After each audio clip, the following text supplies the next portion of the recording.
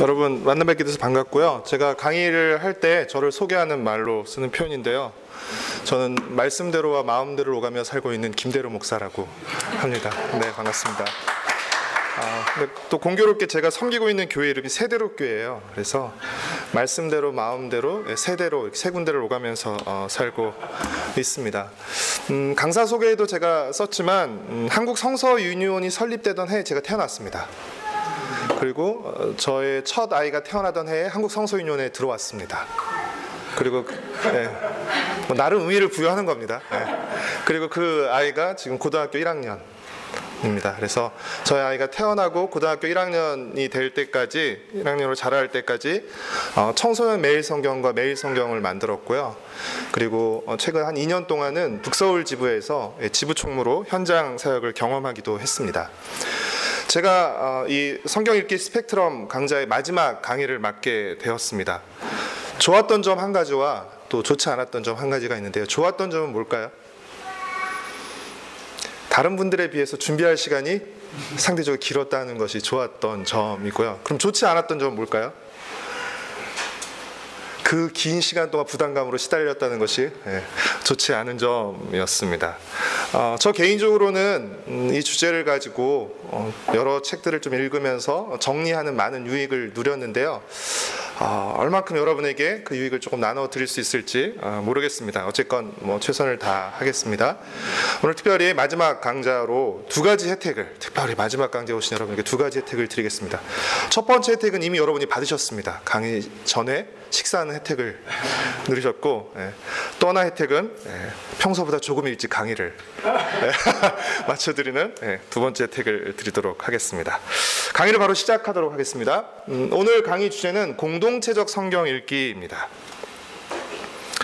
여러분, 우리가 무언가를 읽는다고 할 때 일반적으로 떠올리는 모습은 어떤 모습일까요? 여러분이 한번 생각해 보시면 무언가를 읽는다고 할 때 여러분에게서 떠오르는 모습, 가장 먼저 떠오르는 모습, 어떤 모습일까요? 네. 아마 이 두 모습 중에 하나가 아닐까 싶습니다. 하나는 도서관에서 책을 읽거나 아니면 카페에서 책을 읽는 이런 모습을 아마 우리가 떠올릴 거라고 생각을 해요. 그렇죠?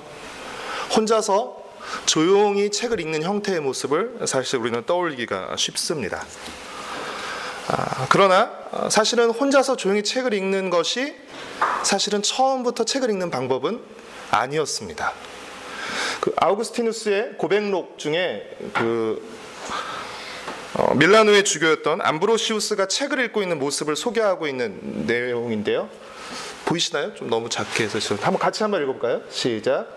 책을 읽을 때 그의 두 눈은 책장을 뚫어져라 살피고 가슴은 의미를 캐고 있었지만 그의 목소리는 들리지 않고 혀도 움직이지 않았다. 누구나 마음대로 그에게 접근할 수 있어서 아무도 그에게 손님의 도착에 대해 알리지 않았다. 그래서 그를 방문할 때면 우리는 종종 이런 식으로 침묵 속에서 독서 산매경에 빠진 그를 발견하곤 했다. 그는 절대로 큰 소리를 내어 글을 읽지 않았다. 아우구스티누스가 암브로시우스의 그 책 읽는 방법, 독서 방법을 기록하고 있는 것이거든요. 왜 기록했을까요? 왜 기록했을까요? 왜 아우구스티누스가 암브로시우스의 책 읽는 방법을 왜 기록한 것일까요? 네? 독특해서. 그렇죠. 그 당시 일반적인 방법이 아니었기 때문입니다. 많은 사람들이 책 읽는 방법이 아니라 지금 암브로시우스가 굉장히 독특한 방법으로, 다른 방법으로 책을 읽고 있기 때문입니다. 그러면 그 독특한 다른 방법은 뭐죠? 제가 파란색으로 표시했는데 소리를 내지 않고 읽는 것입니다. 그의 목소리는 들리지 않고 혀도 움직이지 않았고 그는 큰 소리로 소리내어 글을 읽지 않았죠. 그 당시 일반적인 독서 방법은 큰 소리를 내어 읽는 방법이었습니다. 일종의 음독 또는 낭독이라고 하는 방법이었죠. 그러나 암브로시우스는 지금 묵독의 방법을 택하고 있는 것입니다. 묵독과 낭독, 그렇죠? 사실 지금 우리에게 있어서 책 읽는 방법은 다 묵독에 가깝습니다. 그렇죠? 그러나 사실 예전에는 책도 귀했을 뿐더러 글을 읽을 수 있는 사람도 적었습니다. 인쇄술이 발달하기 전에, 그렇죠? 책이 보급되기 전에 주로 독서 방법은 주로 낭독이었습니다. 묵독은 어떤 방법이죠? 소리를 내지 않고 읽는 방법입니다. 소리를 내지 않고 읽는 방법. 묵독의 장점은 뭘까요? 묵독의 가장 큰 장점, 빠르게 읽는다는 것입니다. 빠르게. 그렇죠? 빠르게 읽다 보니까 더 많은 책을 읽을 수 있게 되는 것이죠. 그렇죠? 그리고 장소의 제약도 없게 되고 언제든지 책을 읽을 수 있게 됩니다. 대신 묵독의 단점은 뭘까요? 집중이 잘 안 될 때는 책의 내용을 잘 이해하지 못한다는 것이죠. 그리고 눈으로만 따라가다 보니까 이 책의 내용을 놓칠 때가 많이 있다는 것입니다. 이에 반해서 낭독은 소리를 내서 읽는 것을 말합니다. 낭독의 장점은 뭘까요? 그렇죠. 묵독에 비해서 훨씬 더 많은 감각기관을 사용하기 때문에 그 내용이 더 잘 이해가 되고 더 잘 기억에 남는다는 것입니다. 우리가 소리를 내서 읽을 때요, 눈으로 읽게 되죠, 입으로 읽게 되죠, 그리고 귀로 읽게 되는 것입니다. 훨씬 더 많은 감각을 사용하게 되죠. 그러면 낭독의 단점은 뭘까요? 낭독의 단점. 네? 낭독의 단점은 그만큼 시간이 느리다는 것입니다. 그러니까 많은 감각기관을 사용한다는 것은 힘이 더 들어가고 또 그만큼 시간이 많이 걸린다는 것이죠. 그렇죠? 학자들 사이에 뭐 정확히 언제라고는 이렇게 나와 있지 않지만 조용하게 말씀을 읽는 묵독이 통용된 것은 10세기 이후, 최소 10세기 이후가 지나서 이 묵독이 자리 잡기 시작했다라고 말하고, 뭐 더 늦게도 말하는 학자들도 있습니다.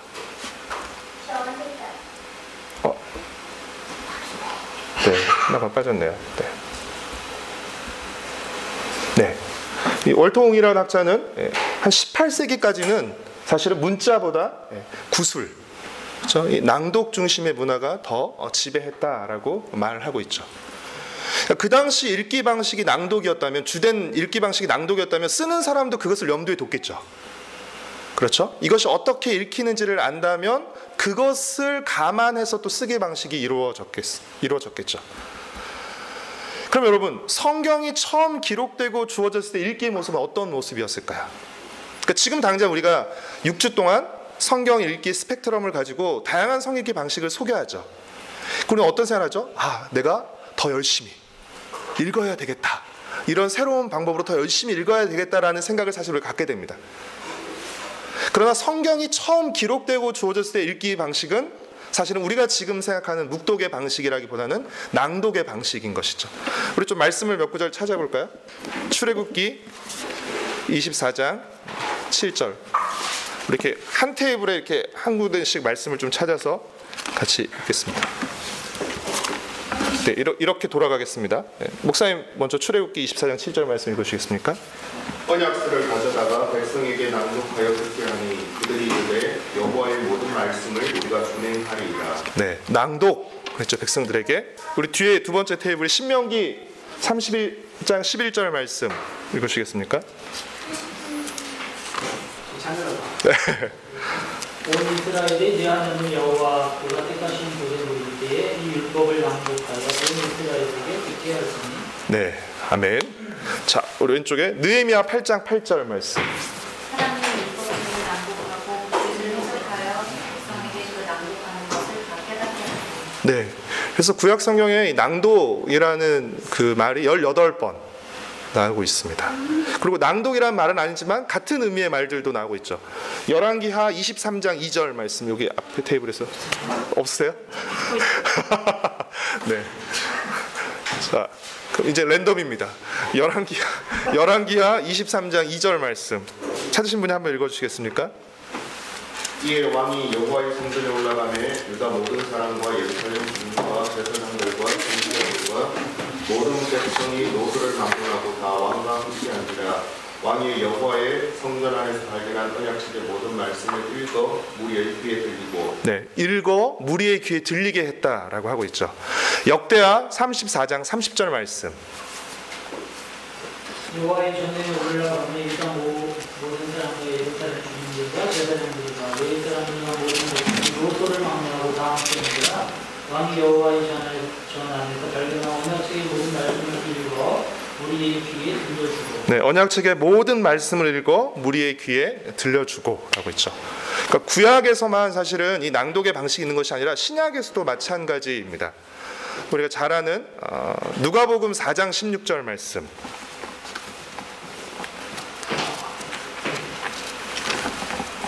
예수께서 그 살아나신 곳 나사렛에 이르사 안식일에 늘 하시던 대로 회당에 들어가사 성경을 읽으려고 서심해. 네, 그러니까 회당에서 안식일마다 성경을 읽었는데 이 성경 읽기 방식이 사실은 낭독이었죠. 그렇죠? 그리고 하필 예수님이 읽으셨던 그 본문이 이사야 말씀이었죠. 그렇죠? 사도행전 15장 21절 말씀. 이분이 예로부터 각성에서 모세를 탐하는 자가 있어 안식일마다 회당에서 그 것을 읽으니라 하더라. 네, 회당에서 말씀을 읽었습니다. 그렇죠? 사도행전 8장에 보면 그 예루살렘에 들렀다가 돌아가는 에디오피아 내시가 그렇죠? 수레에서 성경을 읽고 있었죠. 근데 빌립이 그가 이사야의 글을 읽고 있다는 것을 알았어요. 어떻게 알 수 있었을까요? 빌립이 성령으로 충만해서 그렇죠? 아니면 눈이 갑자기 좋아져서 이렇게 막 싹 보면서 이사야 이게 아니라 그렇죠? 그가 이사야 말씀을 읽고 있었던 것이죠. 소리내서 읽고 있었기 때문에 빌립이 따라가면서 그 말씀을 들었고 그 말씀을 이해하고 있느냐라고 물어봤던 것입니다. 디모데전서 4장 13절 말씀 같이 한번 찾아서 읽어보겠습니다.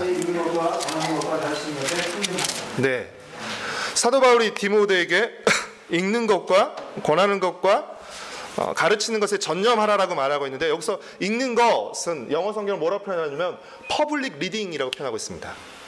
그러니까 사람들에게 읽어주는 것이죠. 말씀을 읽어주는 것. 그렇죠? 그러니까 혼자 열심히 성경을 읽어라. 뭐 의미도 아예 없는 건 아니겠죠.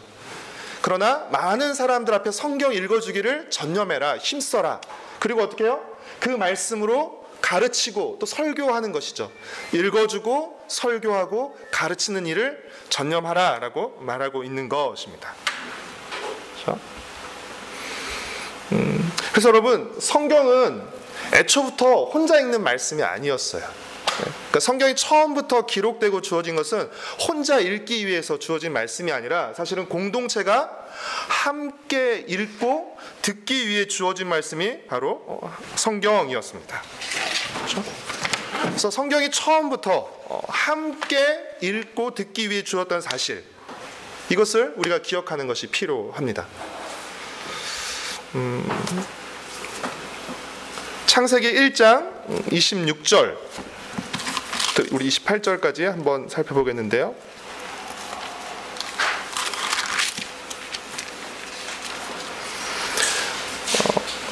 공동체와 하나님에 대해서 우리가 한 세 가지 정도로 간단하게 살펴보겠는데요. 창세기 1장 26절 말씀 우리 같이 읽겠습니다. 시작. 하나님이 이르시되 우리의 형상을 따라 우리의 모양대로 우리가 사람을 만들고 그들로 바다의 물고기와 하늘의 새와 가축과 온 땅과 땅에 기는 모든 것을 다스리게 하자 하시고. 그래서 1장 26절에서는 하나님께서 우리를 관계적인 존재로 지으셨어요. 근데 첫 번째 누구와 관계를 맺는 존재로 지으셨죠? 하나님과 관계 맺는 존재로 지으셨습니다. 그것을 어떤 단어로 표현하고 있나요? 하나님의 형상이라고 표현하고 있죠. 그렇죠? 하나님의 형상이라는 표현은 하나님과 관계 맺는 존재로 지음받았다는 것을 의미합니다. 여러분 형상은요 본체가 없으면 존재할 수가 없죠. 그렇죠?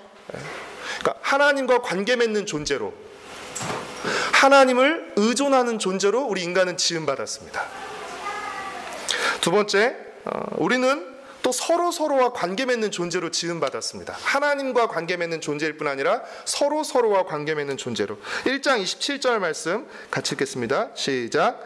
하나님이 자기 형상 곧 하나님의 형상대로 사람을 창조하시되 남자와 여자를 창조하시고. 하나님께서 사람을 하나님의 형상으로 창조하셨는데 또 어떻게 창조하셨어요? 남자와 여자로 창조하셨습니다. 하나님이 사람을 남자와 여자로 창조하셔서 어떻게 해요? 서로 관계 맺는 존재로, 상호 의존하는 존재로, 그렇죠? 하나님께서 지으셨습니다. 세 번째, 창세기 1장 28절 말씀 같이 읽겠습니다.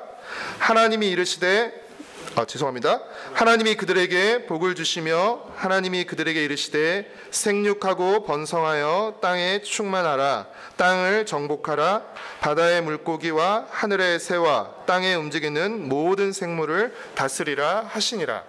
하나님께서 우리를 창조 세계의 청지기로, 그렇죠? 청지기의 역할을 맡기셨습니다. 이것은 무엇을 의미하죠? 우리가 창조 세계의 일부이며 우리는 창조 세계와 관계 맺는 존재라는 것을 의미하는 것이에요. 하나님께서 우리를 관계 맺는 존재를 지으셨어요. 첫 번째, 하나님에 대해서. 두 번째, 서로에 대해서. 그리고 창조 세계에 대해서 관계 맺는 존재로 하나님께서 우리를 지으셨습니다. 우리를 관계 맺는 존재로 지으셨기 때문에 우리는 자연스럽게 공동체를 이루게 되는 것입니다.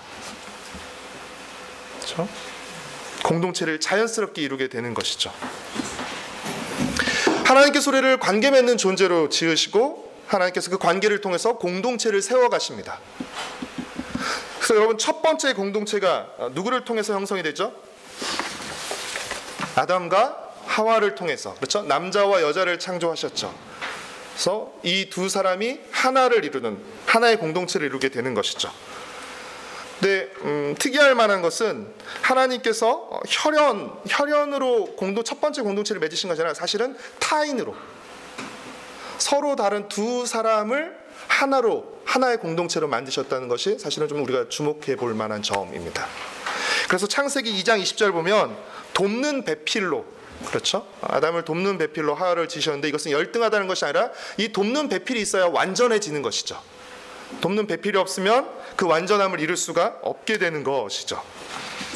그래서 이것을 우리가 짝공동체라고도 표현하신 분도 있어요. 짝공동체. 우리는 짝을 필요로 하는 존재인 것이죠. 짝공동체로 시작한 이 공동체, 그 다음 공동체는 무엇이죠? 이 짝공동체를 통해서 이제 가족공동체, 시족공동체가 시작됩니다. 그래서 쭉 내려오다가 아브라함, 이삭, 야곱, 요셉, 그렇죠? 아담과 하와부터 시작해서 셋, 쭉 시작해서 아브라함, 이삭, 야곱, 요셉, 그리고 이제 이스라엘 민족을 이루게 되죠. 그러면서 이제 이스라엘 민족 공동체를 세우게 됩니다. 이 이스라엘은 단순히 혈통적 공동체일 뿐 아니라 또 어떤 공동체의 성격을 가지고 있죠? 언약 공동체의 성격을 가지고 있죠. 그래서 혈통으로는 그 아브라함의 자손이 아니지만, 그렇죠? 하나님으로 받아들이고 그 언약 백성이 되기로 선택한 사람들이 이 이스라엘 백성이 되는 일들이 구약에도 나타나고 있죠. 대표적인 인물이 누구죠? 라합도 그렇고요, 룻도 그렇고요. 그렇죠? 그래서 이스라엘 민족은 혈통 공동체 성격을 지니고 있지만 단순히 거기에 국한되지 않고 이제 언약 공동체 성격을 가지고 있는 것이죠. 그 다음은 예수님이 부르신 제자 공동체입니다. 제자 공동체. 예수님께서 부르시죠. 제자들을 부르십니다. 마태복음 4장 19절 말씀 한번 같이 읽어볼까요?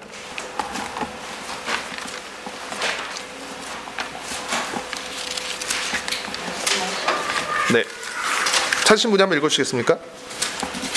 말씀하실 때 나를 따라오라. 내가 너희를 사람 먹는 어부가 되게 하리라 하시니. 네, 제자 공동체를 세우시고 또 제자 공동체를 부르시는 내용이 나오죠. 그 다음 공동체는 무엇입니까? 교회 공동체입니다.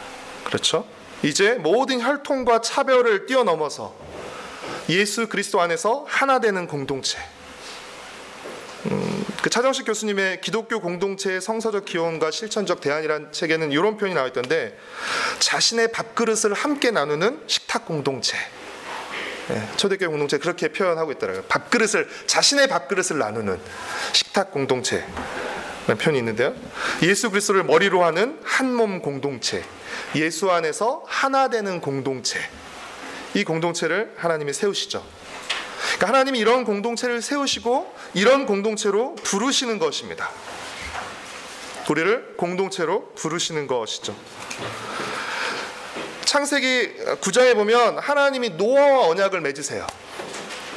하나님 노아와 언약을 맺으시는데 그 언약을 맺으실 때 노아와만 언약을 맺으시는 것이 아니죠. 우리 9장 창세기 9장 9절 말씀 같이 한번 읽어보겠습니다. 창세기 9장 8절 9절 말씀 같이 한번 읽겠습니다. 시작. 하나님이 노아와 그와 함께한 아들들에게 말씀하여 이르시되 내가 내 언약을 너희와 너희 후손과 하나님께서 이 노아 맺은 언약이 그렇죠? 노아에게만 해당되는 것이 아니라 노아와 노아의 후손 그리고 모든 생물들 그렇죠? 그들과 함께 세우게 되는 것이죠. 창세기 12장에서 아브라함을 부를 때도 마찬가지입니다. 아브라함과만 언약을 세우신 것이 아니라 아브라함과 맺는 언약을 통해서 아브라함의 씨, 아브라함의 자손을 그 언약 공동체로 하나님께서 부르시는 것이죠.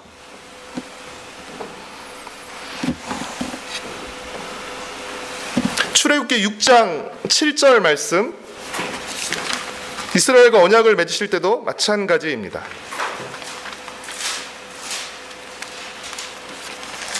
출애굽기 6장 7절 말씀 같이 읽겠습니다. 시작.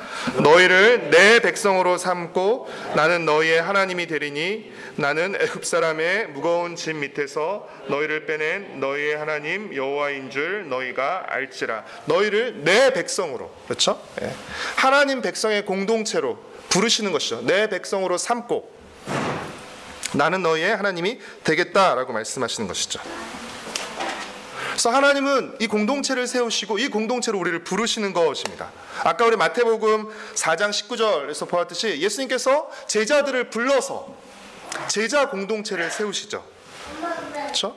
그리고 마가복음 3장 31절부터 35절까지 보면 예수님이 가르치실 때 예수님의 형제들이 찾아왔습니다. 그렇죠? 예수님을 찾았죠. 예수님 뭐라고 말씀하시죠? 누가 내 형제요 자매냐라고 하면서 하나님의 뜻대로 하는 사람이 내 형제요 내 자매의 모친이다라고 말씀하시죠. 새로운 가족과 새로운 형제의 공동체를 예수님께서 세우시고 또 부르시는 것이죠. 하나님께서 우리를 교회의 일원으로 부르십니다. 교회 공동체의 일원으로 우리를 부르십니다. 고린도전서 1장 2절 말씀 우리 같이 한번 찾아서 읽겠습니다.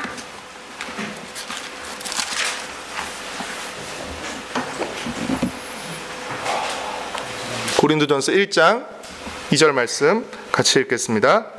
고린도에 있는 하나님의 교회 곧 그리스도 예수 안에서 거룩하여지고 성도라 부르심을 받은 자들과 또 각처에서 우리의 주 곧 그들과 우리의 주 대신 예수 그리스도의 이름을 부르는 모든 자들에게 그렇죠? 부르심을 받은 자들이죠. 하나님께서 우리를 부르셔서 교회 공동체의 일원이 되게 하셨습니다. 고린도전서 12장 13절 말씀 고린도전서 12장 13절 말씀 같이 읽겠습니다. 시작. 우리가 유대인이나 헬라인이나 종이나 자유인이나 다 한 성령으로 세례를 받아 한 몸이 되었고 또 다 한 성령을 마시게 하셨느니라. 그렇죠? 모든 혈통과 차별을 그렇죠? 뛰어넘어서 예수 그리스도 안에서 한 몸 된 공동체로 예수님께서 우리를 부르시고 그 공동체에 속하게 하시는 것이죠. 그렇죠? 골로새서 3장 15절 말씀 같이 한번 읽어보겠습니다. 골로새서 3장 15절 말씀 같이 읽겠습니다. 시작.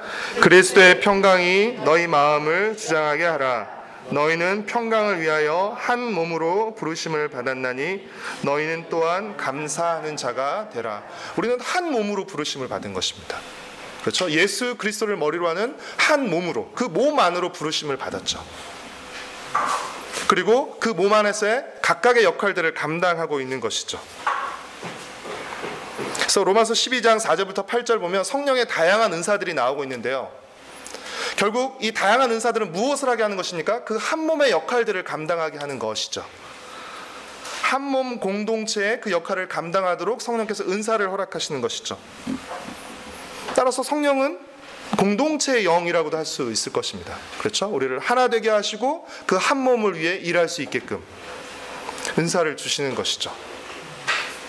우리를 한 사람 한 사람을 부르시지만 사실 이 부르심은 단지 우리 개인만의 부르심이 아니라 공동체로의 부르심입니다. 우리를 불러서 공동체에 속하게 하시는 것이죠. 하나님께서 우리를 관계 맺는 존재로 지으시고 또 공동체를 세우시고 그 공동체를 우리를 부르시는 것입니다. 그리고 그 공동체에게 말씀하시는 것이죠. 그렇죠? 여러분, 성경은 사실은 공동체에게 주신 말씀입니다. 공동체에게 주신 말씀. 하나님의 말씀은 개인에게 주어진 것이 아니라 공동체에게 주어진 것이었어요. 물론 하나님이 한 개인에게 말씀하실 때가 있어요. 근데 그 말씀은 그 개인에게만 하시는 말씀이 아니라 사실은 그가 속한 공동체에게 말씀하시는 거죠. 그가 속한 공동체의 대표로서 그에게 하나님께서 말씀하시는 것이죠. 그는 자기가 속한 공동체를 대표하거나 대변하는 사람들입니다. 그래서 여러분, 우리가 구약은 누구에게 주신 말씀이에요? 조금 이렇게 우리가 좀 단순화시켜서 나눠보면 구약은 이스라엘 백성에게 주신 말씀이에요. 신약은요, 교회에게 주신 말씀입니다. 그렇죠? 그러니까 하나님의 말씀은 공동체에게 주어지는 것이죠. 그래서 하나님의 말씀이 신앙 공동체에게 주신 말씀이면서 동시에 또 하나님의 말씀은 공동체의 산물이기도 해요. 그 말씀을 가지고 살아내면서 겪는 여러 가지 위기와 문제들, 현상들에 대해서, 그렇죠? 그 공동체가 하나님의 말씀을 다시금 새롭게 해석하고 그 말씀 앞에 새롭게 결단하는 일들이 일어나는 것이죠. 이스라엘 백성이 출애굽을 했습니다. 그렇죠? 모세를 통해서 출애굽을 했고 또 모세를 통해서 이제 모세 오경이 주어지게 되는데 그들에게 하나님은 어떤 하나님이었죠? 그러니까 지금 출애굽한 이스라엘 백성들에게 하나님은 어떤 하나님이죠? 바로의 손에서 자신을 건져내 주신, 그렇죠? 해방자 하나님을 가장 먼저 알고 있는 것이죠. 그런데 모세가 창세기를 통해서 그 하나님이 어떤 하나님이라고 말해주고 있는 것입니까? 그 하나님은 사실 우리를 바로의 손에서 우리를 구출해내 주신 구원자 하나님이실 뿐 아니라 이 온 세상을 만드신 온 세상의 창조주 하나님이기도 하다는 것을 창세기를 통해서 모세는 이스라엘 백성에게 알려주는 것이죠. 구약 성경의 역사서 같은 경우에, 그렇죠? 모세오경이 주어졌고 또 토라의 말씀이 주어졌습니다. 그 언약의 순종에 따른 축복과 불순종에 따른 저주에 대한 그 경고의 말씀이 주어졌죠. 그러나 실제로 그들은 그 말씀을 따르는데 실패했습니다. 그러니까 이스라엘의 역사서는 우리에게 무엇을 보여주죠? 이스라엘 역사서는 무엇을 담고 있습니까? 왜 자신들이 하나님의 백성으로 선택받았음에도 불구하고 망하고 성전이 무너지고 포로로 끌려갈 수밖에 없었는지를 사실 역사서는 우리에게 들려주고 있는 것이죠. 그렇죠? 하나님의 말씀에 신실하지 못했던, 하나님의 언약 백성으로 바르게 살지 못했던 자신들의 그 과거의 그 잘못들, 그렇죠? 그 죄악들을 역사서는 우리에게 말해주고 있는 것이죠. 그래서 열왕기 상하 같은 경우는 계속 두 갈래의 길들을 보여주고 있잖아요. 다윗의 길과 여로보암의 길을 계속 보여주고 있는 것이죠.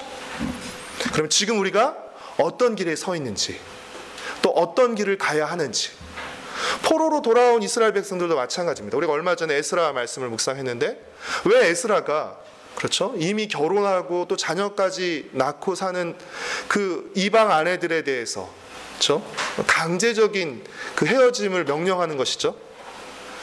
거기서부터 이스라엘의 부패와 타락이 시작되었고 그로 인해 망했다고 판단했기 때문인 것이죠. 그래서 다시 똑같은 잘못을 반복할 수 없다. 그 길을 갈 수 없기 때문에 어떻게 보면 지금의 잣대로 보면 굉장히 조금 비인도적이지만 지난 역사를 통해서 다시금 말씀을 보고 오늘 그 말씀 앞에서 다시 그들이 새롭게 결단하는 것이죠. 눈물을 흘려가면서까지 결단하는 모습들이 나타나는 것이죠. 그래서 구약 성경의 역사서는 사실은 자신들의 문제를 반성하고 또 자신들의 문제를 직면하는 그런 신앙 공동체 해석의 산물인 것입니다. 시편도 마찬가지입니다. 시편도 그 공동체가 하나님을 기억하고 고백하고 탄원하기 위한, 그렇죠? 단순히 그냥 하나님을 찬양하는, 개인이 찬양하는 그런 감상적인 노래가 아니라 공동체 전체가 시편을 통해서 하나님을 다시 기억하는 것이죠. 그리고 찬양하고 기억하도록 하는 104편, 105편, 또 오늘 106편으로 이어지는 매일 성경의 그 시편 말씀이 사실은 우리로 하여금 그것을 기억나게 하는 것입니다. 여러분, 복음서도 마찬가지죠. 예수님의 그 생애와 사역에 다루고 있는 복음서도 사실은 각각의 그 복음서가 주어지는 상황이 다르기 때문에, 공동체가 다르기 때문에 네 편의 서로 다른 복음서가 존재하게 되는 것입니다.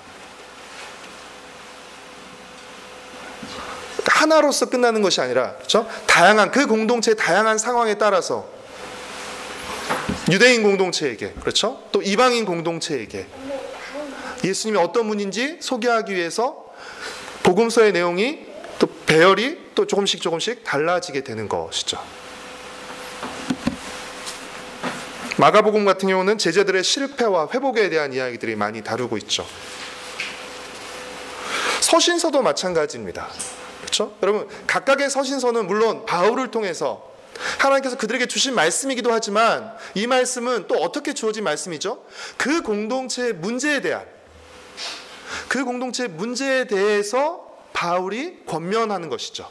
그렇죠? 바울을 통해서 하나님께서 그 공동체 문제에 대해서 진단하고, 그렇죠? 권면하고 책망하는 내용들이 나와 있는 것이죠.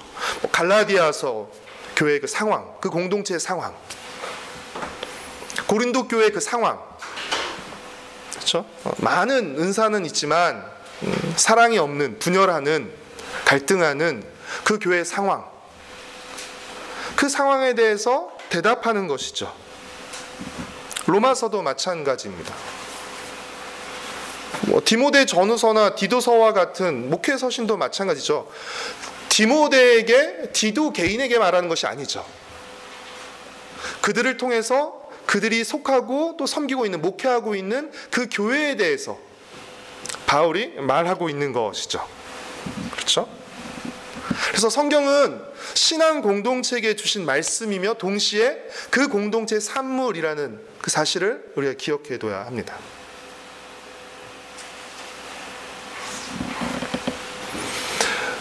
성경은 신앙 공동체에게 주신 말씀이기 때문에 너무나 당연한 사실이지만, 신앙 공동체 속에서 그 말씀을 읽어야 하는 것이죠. 그러니까 공동체와 별개로 떠나서 있는 것이 아니라 그 공동체 속에서 말씀을 읽어야 사실은 그 말씀의 의미를 우리가 올바로 깨닫고 준행할 수 있는 것입니다. 신명기 6장 4절, 아주 유명한 말씀이죠. 들으라 이스라엘. 그렇죠? 공동체가 그 말씀을 들어야 되는 것입니다. 지금 매일 성경 순과 또 묵상과 설교에 백소영 교수님이 쓰시는 공동체적 성경 읽기, 그런 기사가 지금 연재되고 있는데요. 같이 한번 좀 내용을 읽어보도록 하겠습니다. 시작. 계시를 듣는 이는 이스라엘 공동체 전체다.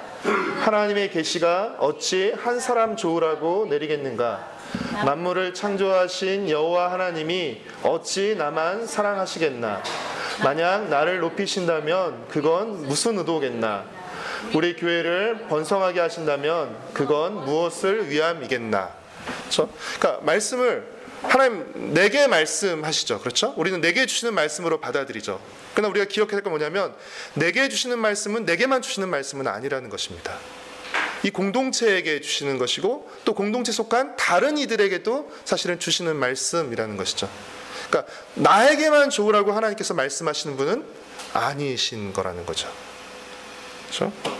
제가 원고를 읽다가 이렇게 좋아서 밑줄을 긋고 여러분과 좀 함께 나누고 싶었습니다.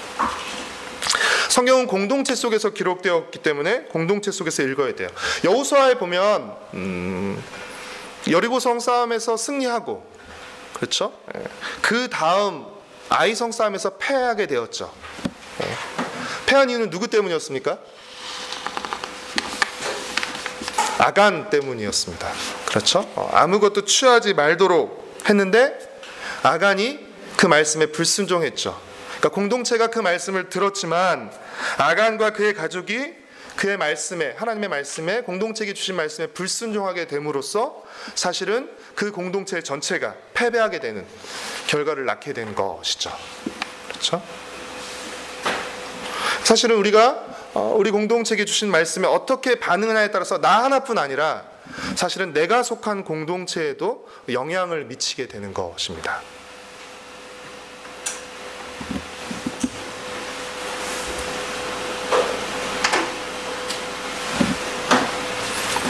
세 번째는 공동체를 세우는 말씀인데요. 하나님께서 공동체의 말씀을 주시고 그렇기 때문에 공동체에서 그 말씀을 읽어야 합니다. 그리고 그 말씀을 읽고 따르는 결과는 무엇입니까? 공동체가 세워지게 된다는 것입니다.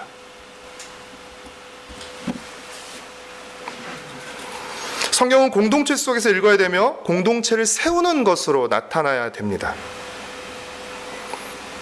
하나님은 우리를 공동체로 부르시고 우리에게 말씀하시기 때문에 하나님의 말씀은 우리 공동체를 세우게 되는 것이죠.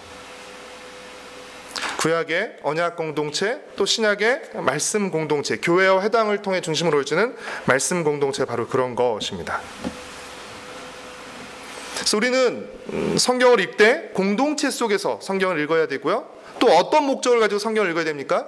공동체를 세우고자 하는 목적으로 성경을 읽어야 하는 것입니다. 우리가 개인적으로 내게만 주시는 말씀을 읽다 보니까 사실은 어떤 부작용이 조금 생기냐면 너무 성경을 경쟁적으로 또 대립구도로 읽는 경향들이 우리에게 이렇게 암묵적으로 있지 않나 하는 생각이 듭니다. 뭐 마르다와 마리아, 그렇죠? 누가 맞아, 누가 나, 뭐 이런 식으로 항상 마르다도 필요하고 마리아도 필요한 것이죠. 근데 우리는 둘 중에 누가, 뭐 이런 식으로, 그렇죠? 뭐 바울과 바나바 둘이 갈라졌을 때 누가 옳느냐를 가지고 사실은 따지게 되는 거죠. 그러나 결국 누가 공동체를 세워가고 있느냐라는 것을 우리가 조금 더 주목해야 되지 않을까 싶습니다.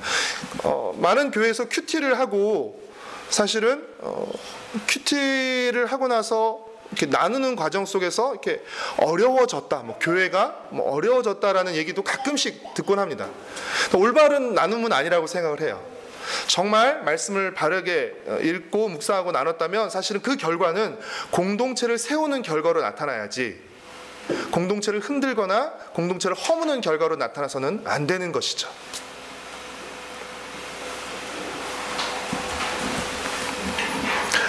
사도행전 2장과 4장에 보면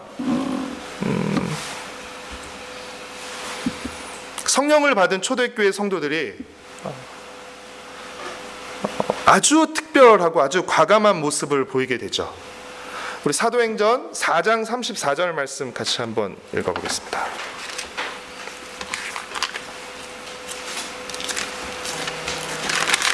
사도행전 4장 34절 말씀 32절부터 34절까지 35절까지 같이 읽겠습니다. 시작. 한 마음과 한 뜻이 되어 모든 물건을 서로 통용하고 재물을 조금이라도 자기 것이라 하는 이가 하나도 없더라. 사도들이 큰 권능으로 주 예수의 부활을 증언하니 무리가 큰 은혜를 받아 그 중에 가난한 사람이 없으니 이는 밭과 집 있는 자는 팔아 그 판 것의 값을 가져다가 사도들의 발 앞에 두매 그들이 각 사람의 표를 따라 나누어 주미로라. 그렇죠? 유무상통하며 그 중에 가난한 사람이 없게 되는 아주 꿈같은, 그렇죠? 아주 놀라운 일들이 일어났죠. 사실 근데 여러분, 이 4장 34절에 그 중에 가난한 사람이 없었다라는 말씀은 사실은 신명기 15장 4절과 5절의 말씀의 성취입니다. 그러니까 이때 모든 사람들이 성령으로 충만했기 때문에 도저히 보일 수 없었던 뭔가 행동을 보인 것이 아니라 그들이 성령을 충만하자 어떤 모습을 보이게 된 것이에요? 말씀에 순종하는 모습을 보인 것입니다. 신명기 15장 4절과 5절 말씀 같이 읽겠습니다. 내가 만일 내 하나님 여호와의 말씀만 듣고 내가 오늘 내게 내리는 그 명령을 다 지켜 행하면 내 하나님 여호와께서 내게 기업으로 주신 땅에서 내가 반드시 복을 받으리니 너희 중에 가난한 자가 없으리라.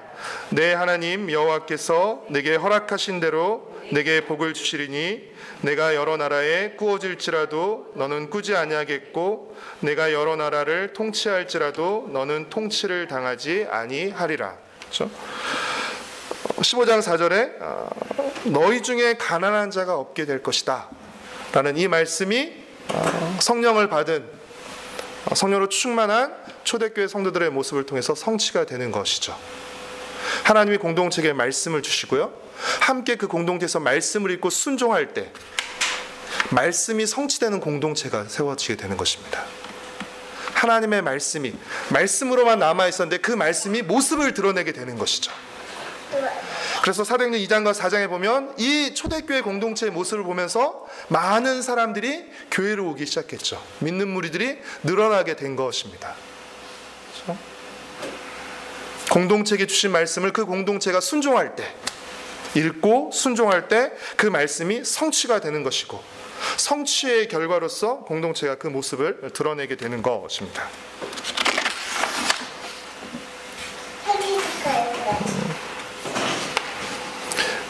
한 가지 영상을 좀 보고 잠깐 조금 쉬었다가 그 다음 시간을 이어가도록 하겠습니다.